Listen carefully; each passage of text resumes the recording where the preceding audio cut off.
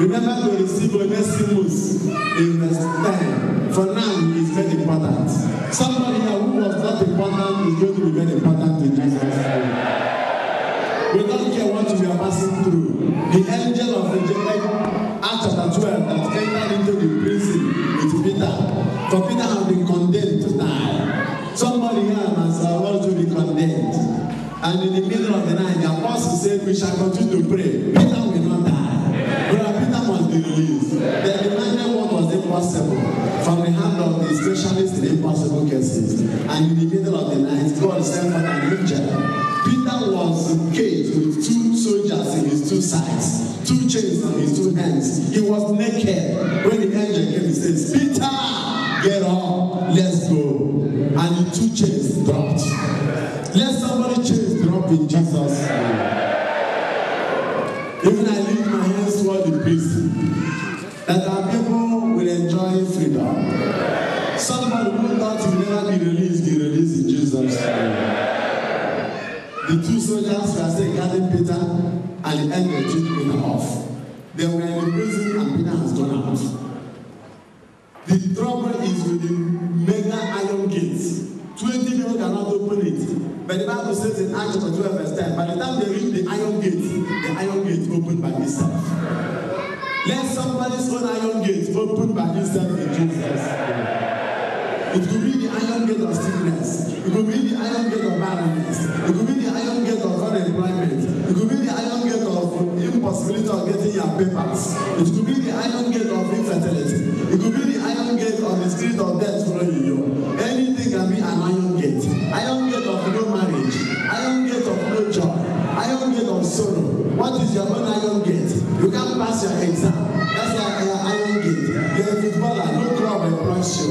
That is your iron gate. And the Bible says in verse 10, the iron gate opened by itself. Let your iron gate now begin to open by itself in Jesus.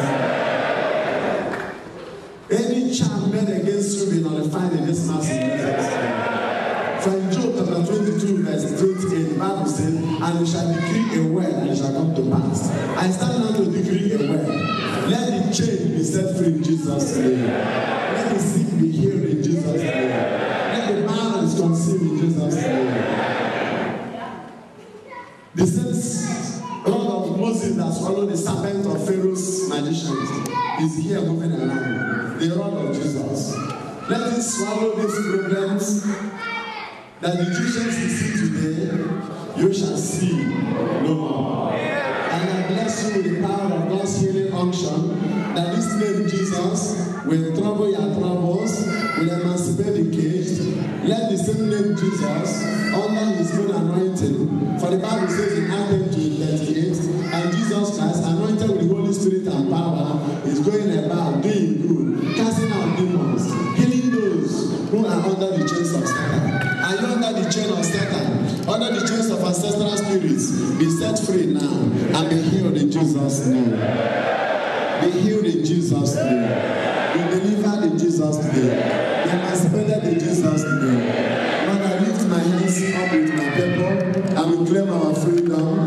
For the same you who bless Abraham and Sarah is here to bless them. The same you who heal is indigenous child is here to heal my people. It is here now, it's happening. And your word says, whoever comes in the name of God will never be put to shame. And your word says in Joel chapter 2, in verse 31-32, yes. For there shall be a remnant of few who shall be saved. And everyone who comes in the name of God shall be delivered. Lord, I am calling the name today, Jesus. And whoever calls this name Jesus today be delivered in Jesus' name. And somebody call that name Jesus. And this Jesus, when we begin to praise him, Judah is the name for praise. And the Bible says in Zechariah 10 verse 2, in verse 4, follow you. And it says, out of Judah, out of praise, shall come out a cornerstone, a dead peg and a battle bow, a cornerstone. In Isaiah chapter 28 verse 16, he said the cornerstone has been laid on Mount Zion. Whoever put his trust on this cornerstone shall never be put to shame. My people are trusting in this cornerstone, Jesus. They will never be put to shame. From Psalm 118 verse 16 and 17, the Bible says, the right hand of God has conquered. Therefore, I shall not die, I shall live. And the cornerstone. Jesus is the cornerstone. We can now lift him up in this mass. We lift him up in this mass. The cornerstone. He will crush your problem. He will paralyze the problems. He will crush this your sickness. This your sickness is no longer yours. It is now going. I can see it flying out. I can see it vanishing. I can see you free. I can see you rejoicing. And the healing power has come. And the healer is here. And he can heal you. He will heal in the past. He's still living in the present. He will heal in the future. He will change them more. And bless me in your life. In Jeremiah 29:11, he said, I have plans for you.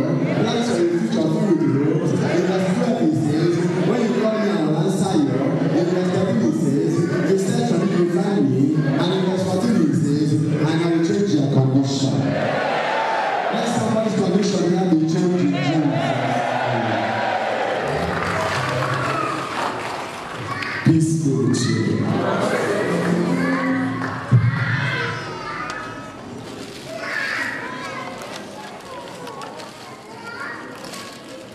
Stand up.